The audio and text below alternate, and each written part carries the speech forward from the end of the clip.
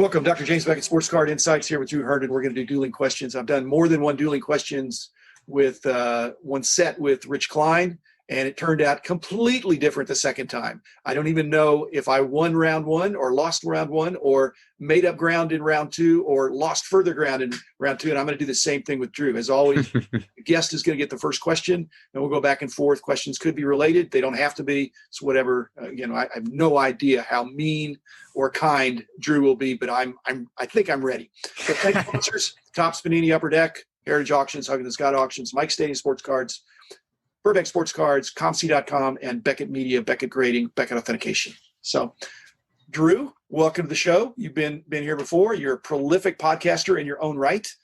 So what question do you want to lead off with? Well, thanks for having me on yet again, Jim. And I guess first, let's see here. I guess we'll go with a little easy one to start off here. Obviously, done so much in this industry and been around so many famous athletes, been to probably so many different events. What's one of the favorite moments in your career, or what's a memory that you cherish the most? Well, I think I would say, and I've been asked not this exact question, but if the question is, do I enjoy meeting other serious collectors or serious celebrities, I get a bigger kick out of meeting collectors and hanging out with collectors than I do, famous baseball, basketball, football, or hockey players. That's fine too. But so consequently, my highlights for me in the old days was probably the Hawaii show that Kit Young, my good buddy, had for many years. So that was a real highlight of the year, generally in February or so, when it's even not very nice here, even in Dallas. And the National in the summer. So those have been the main highlights for me. Those are the celebrities I want to hang out with, the people that have been at a lot of Nationals and shared a lot of experiences with me. So I used to go to the winter meetings, the baseball winter meeting. Mm-hmm. I've been to all the All-Star games and things like that. And there's nothing wrong with that. It's just that, I can watch them on TV and in the comfort of my own, nice chair. So yeah, I think the guys I'm hanging out with when I'm at the National are not the signers. They're the guys behind the tables that have been through the decades with me, and guys that you'd enjoy being with as well. Absolutely. Okay. My question for you. Sure. You're a quick study, and you're almost like an investigative journalist. And so what I'm going to ask you, I have lots of sponsors. You can pick one or two to answer this for, but frequently what is said by the incoming president of the United States, when there's a new president or somebody comes in to a job that they haven't had before, they walk in and shortly thereafter go, oh, now I get it. Now I see why they are doing what I didn't know why we were in Afghanistan or something like that. Right. So what is some eureka moment that you think you might have if you were pulled into the inner workings of Panini, Topps, Upper Deck, Beckett Media, ComC? Let's just leave it with those five.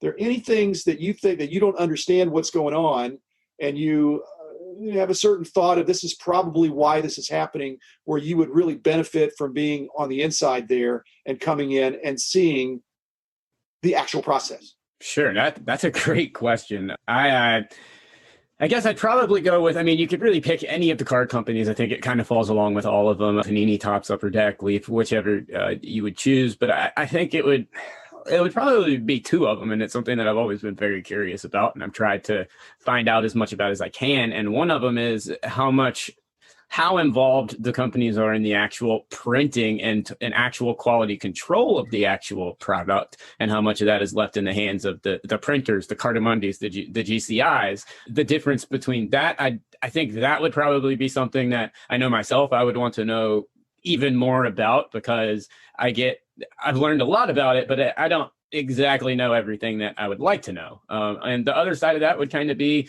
what follows that, and that's distribution. I've been a big proponent on learning a lot about the distribution method in this industry, and from retail all the way down to hobby. And I would kind of like to see a little bit more in terms of where their focus is on direct to consumer versus the current distribution model, and what they're doing to improve that, because I think it's something that needs to be improved.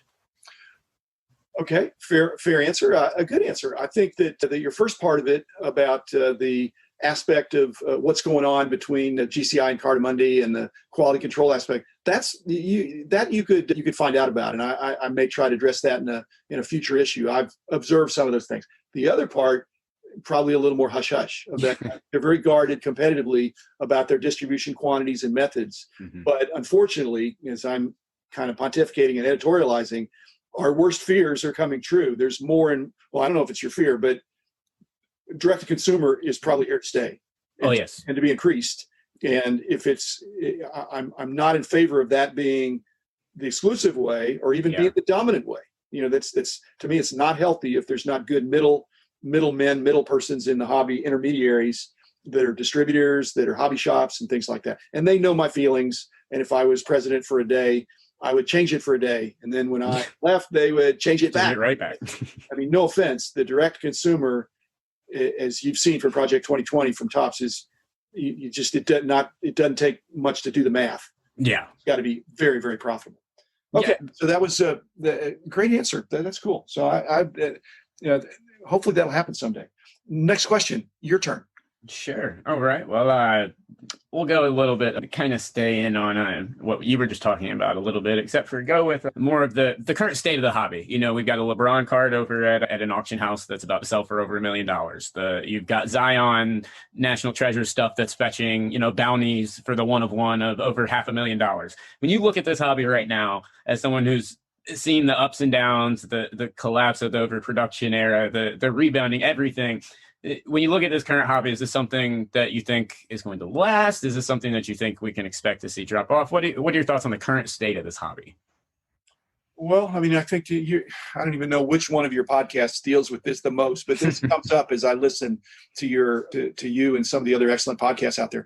It's a little overheated, Drew. I mean, basically, when you look at the numbers of what these cards are going for, if even it's sustainable at that level, how does somebody perceive that it's a good investment that it's going to go up from there? It's really tricky. But right now we're riding a wave, and like I said in one of the episodes, if there was a little bit of air let out of the balloon, that wouldn't be a bad thing, because Zion has to surpass LeBron in order for some of those things to really work. So I'm not, I just think that there's an ebb and flow. Anybody that thinks that trees grow to the moon is headed for a fall. I mean, it's just like anything else. The problem is when you get to $1 million, $500,000, $100,000 for cards, you're talking about houses. You're talking about the nicest car you could ever want. So the people buying these things already have a nice house and a nice car, and they're looking for something else. But, I think the hobby needs to be, just as much about not just the top 100 cards, but the next thousands of cards that are a lot of fun to collect. And if that's the case, then let's put it this way: if that LeBron card crashes, right, next time it sells to only $800,000, well, who's going to be upset? The person that paid the $1.1 million or $1.2 million. But everybody else is going to say that was great publicity for our industry, and I'm busy collecting $100 cards. Yeah. Still a lot of money for a piece of cardboard with a picture of a great player on it. Absolutely. Okay, my turn. What's your Grail card? Do you have more than one Grail card that are you kind of a hockey guy, or? I collect a couple of different things. I've got mostly top of the list. Top of the list, a Holy Grail card for me. Let's see. That's a very tough one. I would probably have to say a Holy Grail card would be one of the only Sam Mills autographed cards that's out there. Unfortunately, he's in a Saints union, not a Panthers uniform. But a Holy Grail card of mine would either be one of the Panthers team cards of Sam Mills that were autographed by him in person, or a Sam Mills card, because he was one of my favorite Panthers, obviously very influential. I mean, he gave us our keep pounding mantra. There's a statue of him outside of our stadium. For those that don't know, he passed away from cancer early in his career, or late in his career, but taken way too soon, and a wonderful person, and someone that didn't have a lot of cards because he wasn't one of those highly touted people. He was really coming into his own when all of this started. And so he never got the 7 or 8 different sets, so he has very little out there. So Sam Mills is probably at the very top of my list. An autographed Sam Mills card would probably be my Grail card. I love it. That's great. Again, that pursuit is not going to be affected by the price of the Zion Williamson latest thing. So your turn. Sure, absolutely. This one, we're going to dive back into the sports here a little bit. And you mentioned one of your favorite things and one of your favorite moments is being at the National and interacting with the people that, in the hobby, the collectors and everything. Do you think we have a National this year, even in December, as they rescheduled it? Just be nervous about saying something that's speaking it into being, but I think can I say it's less than 50-50?